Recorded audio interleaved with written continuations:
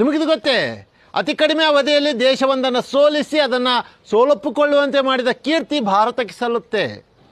ಪಾಕಿಸ್ತಾನದಿಂದ ಬೇರ್ಪಟ್ಟು ಬಾಂಗ್ಲಾದೇಶ ಸ್ವತಂತ್ರ ದೇಶವಾಗಲು ಬಯಸಿದಾಗ ಭಾರತ ಅದಕ್ಕೆ ಸಂಪೂರ್ಣ ಸಹಕಾರ ನೀಡಲು ಮುಂದಾಯಿತು. ಈ ಸಮಸ್ಯೆಯನ್ನು ರಾಜತಾಂತ್ರಿಕವಾಗಿ ಭಾರತ ಬಗೆಹರಿಸುವ ಪ್ರಯತ್ನದಲ್ಲಿದ್ದರೂ ಪಾಕಿಸ್ತಾನ ಡಿಸೆಂಬರ್ 3ರಂದು ಭಾರತದ ಮೇಲೆ ವಾಯುದಾಳಿಯನ್ನು ಆರಂಭಿಸಿತು.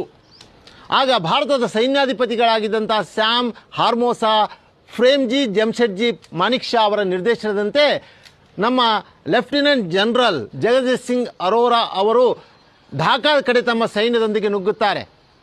ಪ್ರಾಣಹಾನಿಗೆ ಯಾವುದೇ ಅವಕಾಶವನ್ನು ಕೊಡದೆ ಕೇವಲ 13 ದಿನಗಳಲ್ಲಿ ಡಿಸೆಂಬರ್ 16ರಂದು ಢಾಕಾ ನಗರವನ್ನು ಸಂಪೂರ್ಣ ಸೇನೆಯೊಂದಿಗೆ ಸುತ್ತುವರಿಯುತ್ತಾರೆ ನಮ್ಮ ಲೆಫ್ಟಿನೆಂಟ್ ಜನರಲ್ ಜಗದೀಶ್ ಸಿಂಗ್ ಅರೋರಾ ಅವರು.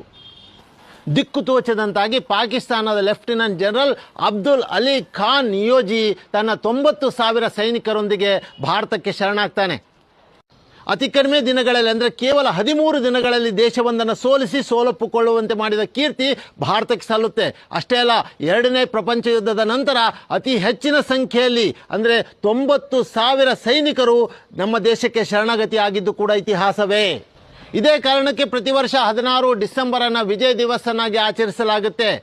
ಶಾಲೆಗಳಲ್ಲಿ ಜಯಂತಿಗಳ ಜೊತೆ ಇಂಥ ದಿನಗಳನ್ನು ಕಡ್ಡಾಯವಾಗಿ ಆಚರಣೆ ಮಾಡಲು ಸೂಚಿಸಿದಾಗ ಮಕ್ಕಳಿಗೆ ಇದರ ಉದ್ದೇಶ ಮತ್ತು ನಮ್ಮ ಸಾಧನೆ ಅವರಿಗೆ ಅರಿವಾಗುತ್ತೆ ಎಂದು ಹೇಳುತ್ತಾ, ಈ ವಿಷಯ ತಮಗೆ ಉಪಯುಕ್ತ ಅನಿಸಿದರೆ ನನ್ನ ಖಾತೆಯನ್ನು ಅನುಸರಿಸಿ.